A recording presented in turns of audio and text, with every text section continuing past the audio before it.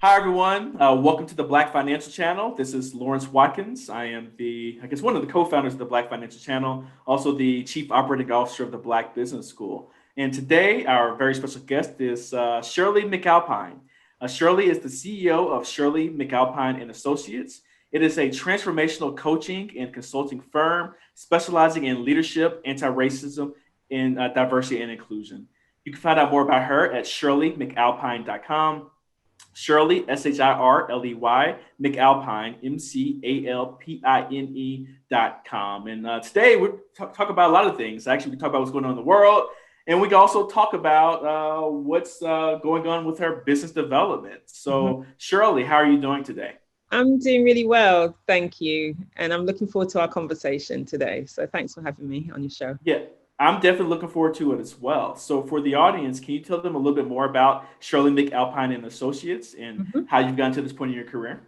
Yes, sure. So first, as you can hear, I'm from the UK. And so I started my business way back over 20 years ago doing consulting and coaching in London. And then in the last 8 years, I've been running my business in the US.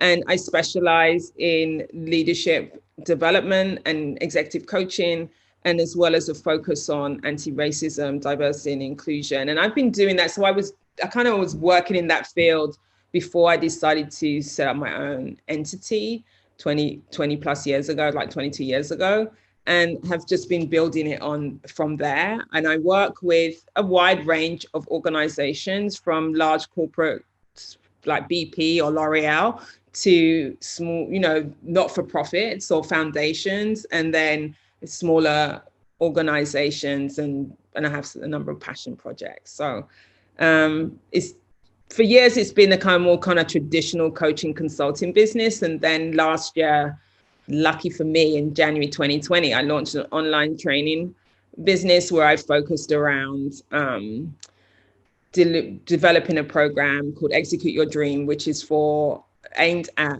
women and particular focus on Black women on how do you develop the life that you really want. And so I launched that in January, which meant that I was ready for delivering an online like training. So that started to influence the other work that I went on to do around anti-racism and so on in 2020. Working Yeah, to so we're living, in very interesting times. And yeah. I was going to start about, I usually start about a person's business and going deeper on that side. But let's start on the flip side in terms of current events, in terms of what's going on. Mm-hmm. So can you talk about why diversity and inclusion work is important, and how is it playing out currently with what's going on with COVID mixed with Black Lives Matter and Yeah. all of these social unrest going on in the United States? Yeah. Well, I've been working on D&I, diversity inclusion, or diversity, equity, and inclusion for as long as I've been in career. I wanted to say from the beginning of my career, like at the age of 18, I did an internship at the Cabinet Office in the UK, and it was in the Equality Unit. And that's where I discovered that you could, like, understood about fairness and the lack thereof, if you like, around race and gender and all of those things before. But that was at 18, I discovered that you could work in that and the type of work that you could do. And so when I started to do work, it was always been a thread running through my work. And I held roles in organizations, responsibility for equity in organizations. So when I started to set up my business, it was important that that was a key aspect of the work that I do. And it's important because even 20 years on, I'm still having the same conversations with organizations about how do you transform the cultures such that, number one, you start to have a much more diverse workforce. Number two, they get access to the same levels of opportunities for progression and fulfilling their potential. And three, that the culture is one that's welcoming and that people get to express themselves and be who they are in those organizations. And so I'm still doing the similar work that I was doing 20 years ago. And that's what's so disappointing in some respects. And in fact, the anti-racism work that I'm now doing is after a spell. Like, I took a spell where I wasn't offering that as a service. I needed to take a break from it. And then last year with what happened with George Floyd's murder, I really felt compelled that I have to get back in the ring with being more direct in doing the anti-racism work with organizations and individuals, because it just felt even more urgent than it's ever felt before. Like I hesitate because we're the date that we're recording this, we're just 2 days after the happenings and the criminal activity and insurrection that happened in DC. And so, you know, we can't get away from it, but certainly the work, we have to keep holding people's feet to the fire to keep doing the work, because we just go through cycles of people being outraged, but not being outraged long enough to actually implement action over time. So I have the privilege of working with organizations now. I think I'm really choiceful about the organizations that I work with, because I'm testing to see how committed are they. And I know enough about what to look for true commitment to change, that there are some people and organizations that I just won't engage with working with anymore. So that's what I'd say. Yeah, I want to go deeper into that then, because I can hear some of the frustration and emotion in your voice when you talk about this, because this is something that you've dedicated, you know, over 20 years of your life to, and you've seen, or you haven't seen, the type of change that you would have liked to see, right? Yeah. So going back to that question, though, in terms of, you know, why should organizations, you know, care about, you know, this particular type of work?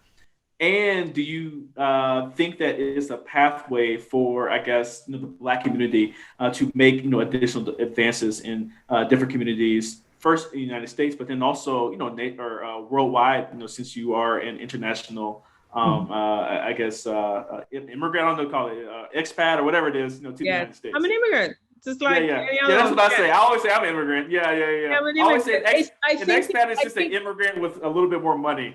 I think it's really interesting, even as you said it, because people don't relate to, if you're from the UK, then they don't relate to as an immigrant. But I am an immigrant, you know, like any other immigrant. I mean, obviously, I came with more wealth, if you like, than some people. But yeah, so there's so many questions of why does it continue to be important, and what inroads. The word that I do is I look at what I call a systemic view, right? So it's not, I look at what's the environment and how do we shift the environment such that people thrive, whether I'm coaching individual leaders or whether I'm working with a team to look at the whole organization. And organizations are critical to the transformation of, or the dismantling of, racial oppression and dismantling systemic white advantage, because it shows up in organizations. You know, people have to work, they have to, and they want to work, and they want to do their best and be their best selves. And Black and brown people should have the opportunity to be that and do that in the places where they choose to work. And for far too long, we have seen patterns of the systemic oppression and racism being playing out in organizations. So leaders have, and it's really on leaders, that they have to look at their own systems and say, what do we need to do that's different, and how do we do it, and are we willing to be courageous enough to make the changes that's necessary in order to transform how they're leading their businesses and how they're doing business. So that's the one side. And the other side is, how do we empower people to deal with the barriers that come up? So how do we empower Black people and brown people to deal with the barriers that they inevitably face when they are working in the various organizations? So part of the work with the program that I designed, Execute Your Dream, came out of also having coached a number of senior Black women, and irrespective of where, you know, what organization they're in, I was seeing the patterns of their experience as Black leaders.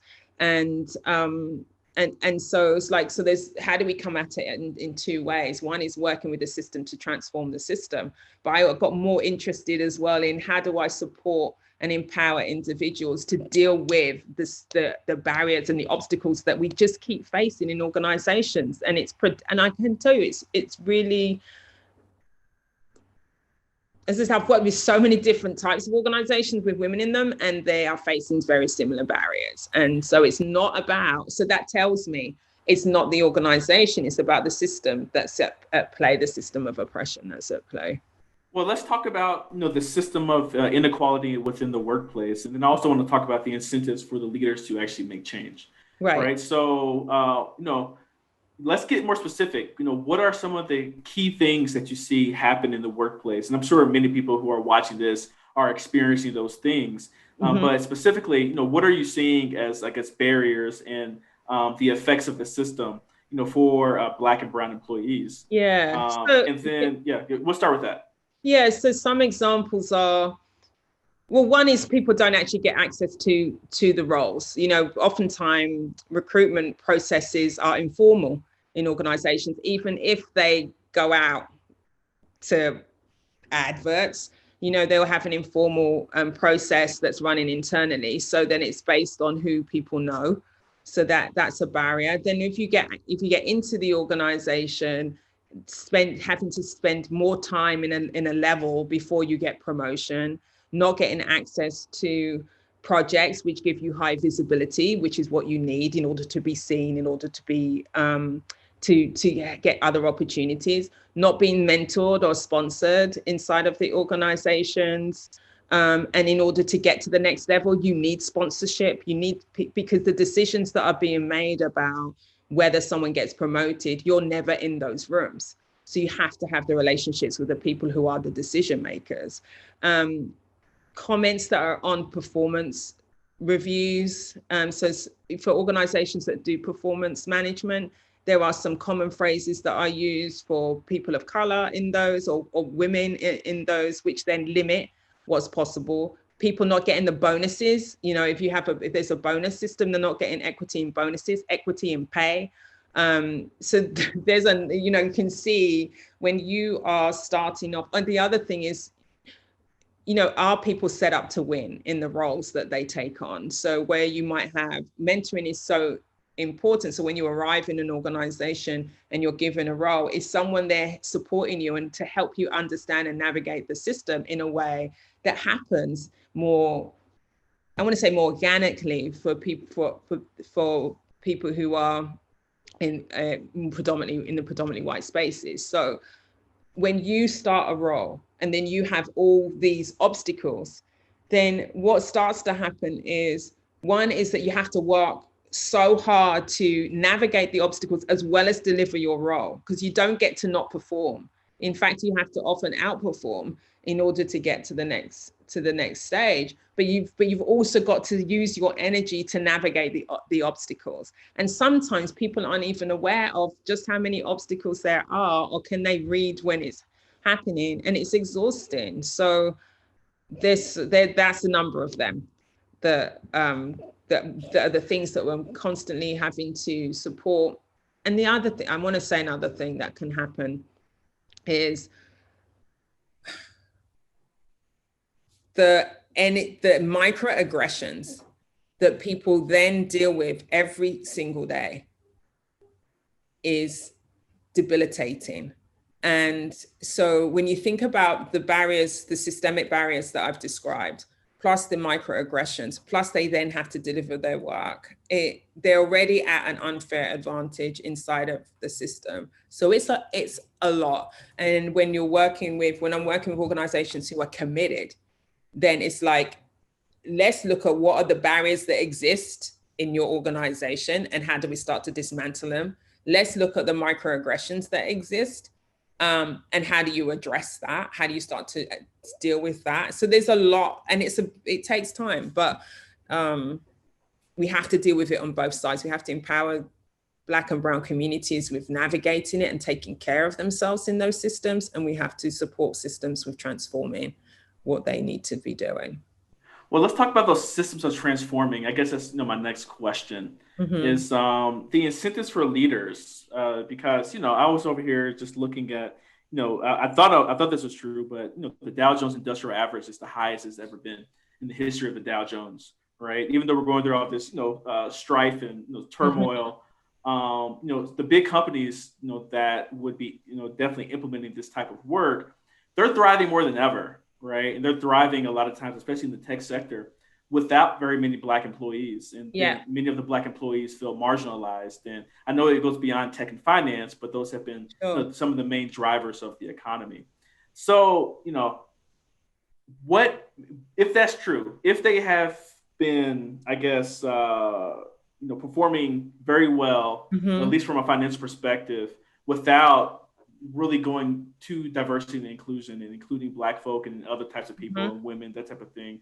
What incentives do leaders have to change what they've been doing for the last however many years? Yeah, so that's a really good question. I think a number of things. One is that research has been done on when you've got an effective diverse team that's working well, diversity, and that's why the inclusion piece that's working well together, they produce bigger and better results for businesses. So there is a direct business incentive, that because we know that businesses are interested in the bottom line and innovation, and as well as profit. So it does lead to that. But the other side, and I think one of the things that I'm starting to see in organization is the generational difference. That there is a push from the younger employees in systems that are saying this is unacceptable. I don't want to work in a system that perpetuates this. And so I think that's one of the drivers for some organizations today, because they are now going to be competing for those same people. Right, in a way that whereas historically we had people who join organizations and willing to stay in them for 10 years, 15 years, 20 years, that pattern has changed significantly and is set to continue to change, where people are just not willing to stay in organizations that long, and that will certainly walk on the basis of the environment. And so what I'm seeing is the energy of a younger populace, if you like, in the organization, demanding more of their senior leaders, and senior leaders starting to kind of say, well, actually, we need to pay attention, as well as the kind of the groundswell of activity that's happening in the environment in this moment, if in 2020, which is bringing a more moral argument. And so I think the combination of those things is having leaders stop and say, okay, what are we doing? And the third is the consumer. We've seen a shift in that, where certainly Black and brown communities are starting to begin to understand more fully what is the power of our dollar and where we put our money. And I think that it's the biggest shift that I've seen last year in that. I think that's going to continue to grow. We need to do that as Black communities. We need to be much more diligent about where we spend and what we do.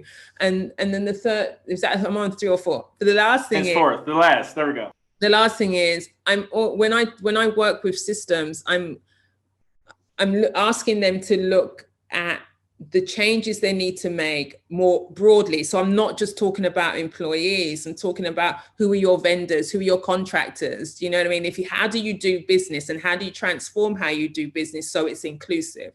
And yes, it's not just about employees. Yeah, and that was my very next question. So let's like transition to that a little bit more, because we talk about Black people coping within these particular systems as employees.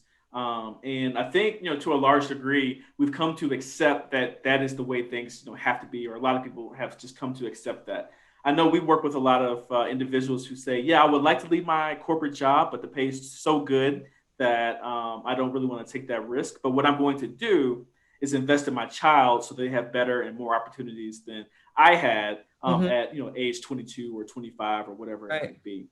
But I want to know, I guess, what you think about, I guess, Black people getting out of the system, I guess, like you did, right? I got out of the system, yes. Yeah. You consult on the system, but it's your thing that you're consulting on. Yeah. But then also, once they're out, what is the role for diversity, equity, and inclusion and how could they still benefit from just the different things going on in the sphere? Yeah. So I think that there's so much. Now we know there's no shortage of Black talent, because in all of this DEI conversation, it's not through lack of talent and Black talent that's out there. It's that the organizations aren't harnessing that Black talent. And then when they have them in the organization, they're really not allowing them to thrive. And so in the end, people get annoyed, it gets exasperated and they leave. So if you see the other pattern you see in organizations is when they do have Black talent, they get to a certain level and then you'll see some attrition. And so you'll start to bleed because they get to a level and they're like, oh, it's still bad up here. So even when I get to a senior level, it's still awful. And so some people leave and they set up their own businesses. I think until organizations start to transform, you'll continue to see the attrition because it becomes too much. And I actually feel like even though I did that, I had the same, I was done. So I did that 20 plus years ago. Not everyone is cut out to be an entrepreneur or wants to be an entrepreneur. And there are some people who are leaving their businesses, leaving their organizations to set up businesses and are not making a good enough living out of their businesses. And there are others who are setting up the business and are absolutely nailing it and absolutely thriving. And I think one of the ways that Black communities are going to build wealth is through entrepreneurship. I mean, and then we can, as Black people build their own businesses, then they will more likely employ Black people. And so I think that's an important aspect of building wealth in Black communities.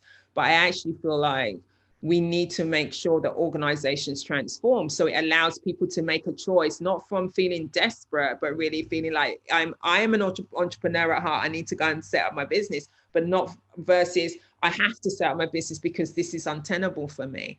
And so I'd like to see a world where we get closer to both of those things. But in the meantime, if someone needs to leave, I'd like to make sure that when people do leave, that they are set up to win in their own entities. So answer your question. I can't remember if I went on. Yeah, no. I mean, I think you did answer, that. I think it's one thing. And then also supplier diversity and other types of things. Yeah. You can still benefit from the diversity and inclusion work, once you do decide to go on your own. Yeah, exactly. And the other thing I want to say, though, about DEI in organizations, which I see, and I think we need to pay attention, and how you can start to see whether someone's serious, an organization is serious. Many people have DEI roles, chief diversity and inclusion officers, and so on. But one thing we need to check is how do they have a team? How much money how big is their budget? What's the strategy? How many people in the team in relation to the size of the organization? Is it funded as a business unit, just like any other business unit? Or is it underfunded? And one of the patterns that we see in organizations is having the DEI role, but not actually relating to it as a business unit that requires the same amount that it requires a budget and a strategy that needs to be implemented, and it requires resources in order to implement the strategy. So when it's under resourced, it's never going to deliver on what people expect it to deliver. And I see that pattern time and time again. So if you want to, that's one place to look. If you want to see it, is this organization serious about its commitment to diversity, equity, and inclusion? See what they're doing around their DEI function and how they're setting it up, or how they're approaching the whole strategy, and that will tell you something about it, because organizations definitely need to do better in that regard. Everyone, I'm here today with Shirley McAlpine. Shirley is the CEO of McAlpine and Associates. It's a transformational coaching and consulting firm specializing in leadership, anti-racism, and diversity and inclusion. You can find out more about Shirley at her website, shirleymcalpine.com. That's Shirley, SHIRLEY, McAlpine, MCALPINE.com. So if you all like this video, please go ahead and press the thumbs up button. Please make sure you share and subscribe to the Black Financial Channel if you would like to receive more financial content like the content that we're producing today here with Shirley. Shirley, let's get into your business a little bit. So you have had your company for a really long time. You started in the UK, Yeah. and then you moved to the United States. I want you to talk about how it's like being an immigrant and running a business in the United States versus the United Kingdom. What are the similarities and what are some of the differences as a Black woman? So when I started, one of the things I want to say, when I left the UK, we didn't move with a company other than my own. We didn't move with like a big corporation or anything. So what happened was it meant that I left my clients behind. Apart from one, I was working with a global company at the time. So I was able to continue that work from the US. And so by that time, I'd been in business, obviously, for like 12 years. There are many similarities in terms of the work that I'm doing around leadership and around equity and so on, because the fundamentals around who you are as a leader and how you show up as a leader is the same, you know, whether you're in the UK or in the US. I think one of the reasons why I wanted to move, so whilst I have issues about where we are today around the issues around race and diversity and inclusion, one of the things I recognized in the UK was we were making so little progress in seeing people like me in leadership roles. And I got tired, you know, I was like, I've been working for so long and I keep going into these systems and working with leaders. And then I'll be lucky if I see a woman in the room, to be frank. And then if I see a Black person in the room, and if I see a Black woman in the room, I mean, I felt like I'd hit the jackpot one day, you know, so it was so rare. And I had, of course, I had been going back and forth to the US over the years, and I wanted to be in environments where I was more likely to meet someone like myself. And that does happen in the US. You know, I have been fortunate to meet so many more Black leaders since I've been here, and it's still far to go, but we are much further on than where the UK is, and that was a source of frustration. So even though I still had a thriving business there and it was great, you know, it's different in terms of who I get to work with. And, you know, so here I can build a business working with Black female leaders, for example, as a core part of my offering, because I can meet a lot of Black female leaders, you know, so that makes it possible. And then the other is so now I'm also the chair of Empower Her, which is a network that's at the Apollo. It's a women's network, and the money that we raise funds the education program that the historic Apollo runs. And so through those kinds of opportunities, you get to meet so many amazing, badass women, and that doesn't exist in the same way in the UK. So that's one of the fundamentals around that. In terms of my leadership and my leadership development and leadership facilitation and personal development, personal growth, that work is similar. You know, people are, in some respects, we're unique, and in other respects, we have patterns of being human. And so those things are things that I coach people around on how to be their best selves, how to have the life that they want, how to dream big and fulfill your dreams. And so that conversation is the same in the UK as it is in the US, as it is in Angola, when I worked in Angola, or in Lagos, or in you know, anywhere like Baku, those places that I've traveled to deliver work, those fundamentals are still the same. So that's what I would say about the differences and the similarities. So you could have, I guess, approached this work from many different directions and angles as it relates to diversity, equity, and inclusion. What made you ultimately decide on focusing on coaching and consulting as the main part of what it is that you do? And what were some of the other things that you were, I guess, thinking about? And what are some of the other things that you are going to do in the future? Yeah, good question. Well, I mean, from the beginning, when I started my career, I did my internship, as I said, in equity. And then I worked in urban regeneration. but my work in urban regeneration at the time was as a training officer, as it's called a customized training officer. And I was training long-term unemployed people to get back into work in a particular part of London that was a deprived area. And so I started my career in training and development. And then I just kind of built on from there. I went to work in the National Health Service as a training and development manager, and then kind of continued from there. So it meant, and it was a natural progression to set up a business in coaching and consulting, because that's what I was doing. That's where my skill set was.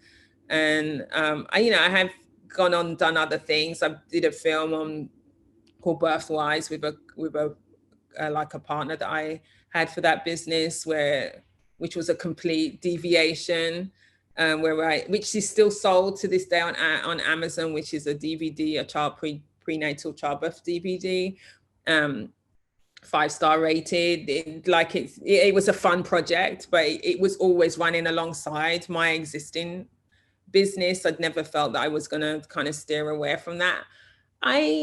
And then the online training part of my business is, again, it's a natural progression from doing my coaching and consulting. It's like, how do I reach more people through my work? So I started I have a masterclass for white allies that was launched after George Floyd's murder last year, and called Time to Elevate. And then I have the Execute Your Dream program aimed at women.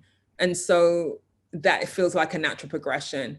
Now, it doesn't mean there hasn't been times when I have thought about doing something completely different, because I'm very creative. I love to, in my spare time when I have it, I love to kind of sew. I sew like leather bags, and, I'm into fashion and stuff like that. So I have at times thought about, should I start something that's in that creative realm? And then I'm like, it feels too hard, you can only do so much, to start all of that. And then that's a whole different world. And then I love what I do. I love the difference I get to make. I think one of the things about coaching is you work with people over a period of time, so you see the results of working together. And it's a real privilege to kind of contribute to people in that way and to see transformation. So I really, really enjoy that. And I don't necessarily feel like I want to leave that behind. Maybe in a few years' time, I might get to kind of, I always think if I start selling leather handbags, it won't be fun anymore. It won't be. So I just keep it as a thing that I do. In terms of building my business out, I think I have very clear approaches on how I work with organizations and how I work with individuals. And I think I'd love to kind of build out the number of associates that work under Shirley McAlpine Associates, and pursuing much larger contracts and stuff like that. So that's really where I'm taking the business. I've been inspired to do more of that. With Shirley McAlpine and Associates, and building out my online footprint as well is where the direction of it's going in all the realms that I care about, doing that work. Got you. Perfect. So if someone wants to use your services, and let's say they're working for a company, they're like, I really like Shirley, I would like to, learn more about her. How can people learn more about you and what you have to offer? Sure. So the best thing would be to reach out to me, to be honest, and you can contact me at shirleymcalpine.com. My email is my name, shirley@shirleymcalpine.com, and just let me know. We can jump on a call and figure out if there's synergy in terms of what you want to work on and what I have to offer. So yeah, absolutely. That's the best way to get in contact with me, is either from my website or just email me. I have Instagram and all of that, but the best way is there. Perfect. So before we get out of here, so reach out to Shirley, like she said, and like I said, reach out to Shirley if you have DE&I work that she could definitely work on. You also have a new course coming out too, right, for Black women? Yeah, so my course kind of launches periodically. Execute Your Dream. So if you are someone who is committed to like living your dream life versus the life that you have. And listen, there could be nothing wrong with the life you have, but are we really living the life that we really want? And given these times, which are really tell us how precious life is. So the program is about you supporting you with dreaming big and then getting into action on your dreams so you can have your dream life. So get in contact me with that. And I also do obviously executive coaching and coaching of senior Black women. So if you're a senior Black woman and need some support, please contact me. Perfect. So before we get out of here, Shirley, I have 5 questions that I asked all of our guests to end each interview, and I would like to ask you the same. You ready? Yep. All right, number 1, what is your favorite book of all time? Actually, your favorite business book of all time. Favorite business book? How to Be a Resident Leader. I have never heard of that one before. So How to Be a Resident Leader. Okay. Do you know the author? Or it's Fran Johnston and Richard Boyatzis and Annie McKee. Okay. I use that book a lot with my clients. Got you. Okay. So How to Be a Resident Leader. Okay, perfect. My next question is, are there any leaders or companies that you're currently following that you would like to emulate with Shirley McAlpine and consulting or consultants? Any leaders I'm currently following? I tell you, this seems like this isn't, I'm currently reading A Promised Land, Barack Obama. And I think it's a really good book. What I think is fascinating is hearing his story as the leader going through his journey in leading versus what we have been, or what I have been holding from an outside perspective. And so it's a fantastic leadership book.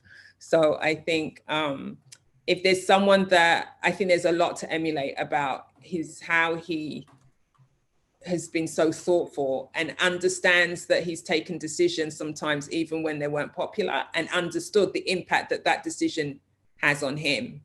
So I read that book, and it's probably my favorite book of 2020, or definitely top 3 books that I read in 2020. It's absolutely amazing.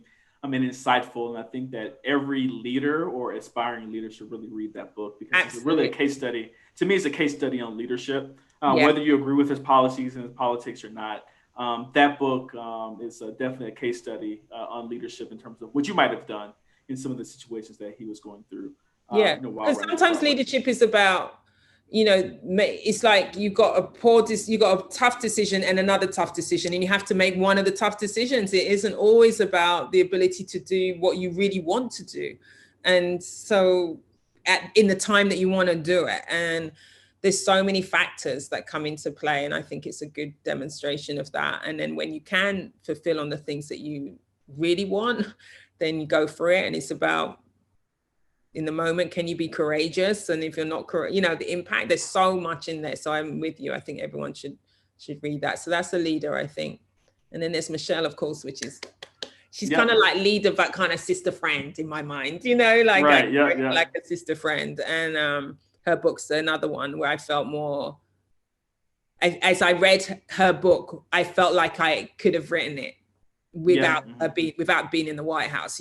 Take out the White House piece, but the experiences that she shares and the journey and what the kind of challenges that she's faced, I felt like she really embodied those things that I've experienced. So that would be the other one. Yeah. Well, that leads to my next question. Who is your favorite historical figure from Black history?